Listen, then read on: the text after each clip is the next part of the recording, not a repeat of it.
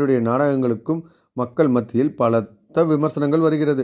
அதே நேரம் நான் தான் கலைஞரை பற்றி அதிக விமர்சனம் பண்ணுவேன். அதனால தான் அவர் என்னை எதிர் விமர்சனம் பண்ண வேண்டிய சூழ்நிலை ஏற்பட்டது என்கிறார். ஒருத்தரை எந்த அளவுக்கு கண்ணதாசன் உயர்த்துவாரோ அந்த அளவுக்கு யோசிக்காமல் கீழே போட்டுருவார் என்றார் கலைஞர். இப்படி இருவருக்கும் விமர்சன தாக்குதல் நடக்கிறது. இவரது விமர்சனத்துக்கு நான் மட்டுமல்ல, நேரு, அண்ணா, இந்திரா, மறைந்த எம்ஜிஆர் உள்பட யாரும் இவரது விமர்சனத்துக்கு தப்பவில்லை. அதே நேரம் யாரும் எதிர் விமர்சனம் செய்யலை. அதுக்கு காரணம் அவரிடம் இருந்த தமிழ் பற்று தான் என்றார். 1967 கலைஞர் ஆட்சியில் இருந்தபோது சைக்கிள் ஓட்டுபவர்களுக்கு ஹெல்மெட் அணிய வேண்டும் என ஒரு சட்டம் கொண்டு வரப்பட்டது. இதில் ஏதோ ஒரு உள்நோக்கம் இருக்குன்னு கண்ணதாசன் விமர்சனம் செய்தார். அது வழக்கில் போய் முடிகிறது. அப்புறம் கண்ணதாசன் தான் செய்தது தப்பு என்று ஒத்துக்கொள்கிறார். அந்த விமர்சனத்துக்கு மறுப்பு தெரிவிக்கிறார். இருவரும் நேரில் பார்த்தால் கூட பேசாத அளவுக்கு பகைமை.